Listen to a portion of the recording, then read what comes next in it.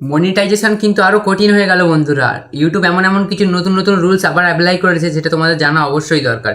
তাই আজকে এমন এমন কিছু রুলস বলবো যেটা ইউটিউব থেকে আপলোড করেছে, সেটা তোমাদের অবশ্যই জানা দরকার। কারণ আজ না হলেও কাল তোমাদের চ্যানেলটা মনিটাইজ করতে হবে, আর মনিটাইজ করার সময় যাতে এই ঝামেলাগুলো না হয়, তাই জন্য এই ভিডিওটা আজকে পুরোটা দেখো, আর তাহলেই তোমরা বুঝতে পারবে। তো তোমরা সবাই জানো যে একটা ইউটিউব চ্যানেল মনিটাইজেশন করার জন্য কী কী রুলস লাগে।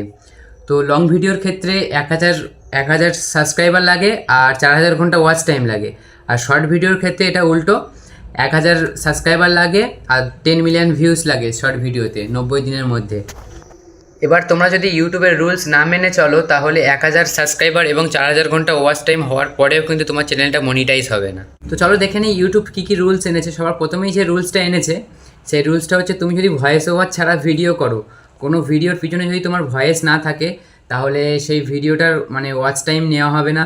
প্লাস সেই ভিডিওটা তোমার মানে ওয়াচ টাইম কাউন্ট মানে শো হলেও সেটা তোমার নেওয়া হবে না মনিটাইজেশনে। বুঝতে পেরেছো?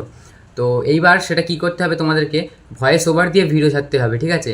তোমরা যদি ভয়েস ওভার না দিয়ে সিম্পল স্ক্রিন রেকর্ড করে ভিডিও ছেড়ে দাও, তাহলে কিন্তু ওইভাবে আপলোড করলে মনিটাইজেশন 100-র মধ্যে 90% মনিটাইজেশন হওয়ার চান্স নেই। তো 2 নম্বর যে রুলসটা এনেছে, সেই রুলসটা হচ্ছে কমিউনিটি পোস্টের উপরে। আমরা যেমন ইউটিউবে ভিডিও ছাড়ি, তেমন দেখবে কমিউনিটি পোস্ট থেকে আমরা ফটো আপলোড করতে পারি। ঠিক আছে? তো সেই ফটোতে 1 মিলিয়ন হোক 10 মিলিয়ন হোক, ঠিক আছে, মানে এরকম ভিউ আসলে সেই ভিউ কিন্তু কাউন্ট করা হবে না। ঠিক আছে? এটাই হচ্ছে প্রথম মানে 2 নম্বরের বিগ আপডেট। ঠিক আছে? সেই ভিউ মানে তুমি ধরো একটা ছবি ছাড়লে, কমিউনিটি পোস্ট করলে, সেটা ধরো 2 মিলিয়ন লোক দেখলো কি 3 মিলিয়ন লোক দেখলো কি 100 জনই দেখলো, ঠিক আছে, যে কজনই দেখুক সেই ভিউটা কিন্তু কাউন্ট করা হবে না। ঠিক আছে? অর্গানিকভাবে আমার মতন ভিডিও বানানোর পর আপলোড করলে তারপরেই কিন্তু সেই ভিউজটা কাউন্ট করা হবে। ঠিক আছে? তো 3 নম্বর যে রুলসটা তোমাদেরকে মেনে চলতে হবে, সেটা হচ্ছে title and description and thumbnail. ঠিক আছে? এই 3টে জায়গায় কিন্তু একই রকম মানে লেখা রাখতে হবে। ঠিক আছে? ধরো তুমি টাইটেলে লিখলে যে ইজ মাই ফার্স্ট ব্লগ, এটা আমার প্রথম ব্লগ, কিন্তু ভিডিও দেখলে হয়তো গেমিংয়ের ভিডিও ভেতরে। ঠিক আছে? এরকম করলে কিন্তু সেই চ্যানেলটা মনিটাইজ হবে না। কারণ তুমি টাইটেল লিখছো এক, ডিসক্রিপশানে আর এক আছে, কিন্তু আর ভিডিওয়ে আর এক আছে। ঠিক আছে? এরকম করলে হবে না। যদি তুমি ব্লগিং বানাও, তাহলে তুমি লিখতে পারো যে এটা আমার প্রথম ব্লগ।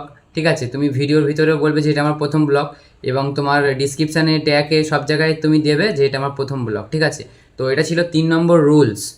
তো 4 নম্বর যে রুলসটা, সেই রুলসটা হচ্ছে তোমরা ধরো আজকে গেমিং ভিডিও ছাড়ছো, আবার 2-3 দিন পরে আবার হয়তো ব্লগ ভিডিও ছাড়ছো, আবার হয়তো টেকনিক্যাল ভিডিও ছাড়ছো, তারপর হয়তো কুকিং ভিডিও ছাড়ছো।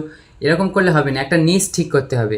সেই নিশটা তুমি একভাবে কাজ করে যেতে হবে। হয় ব্লগিং বানালে ব্লগিং করতে হবে, নয় গেমিং হলে গেমিং ভিডিও ছাড়তে হবে, নয় কুকিং হলে কুকিং ছাড়তে হবে।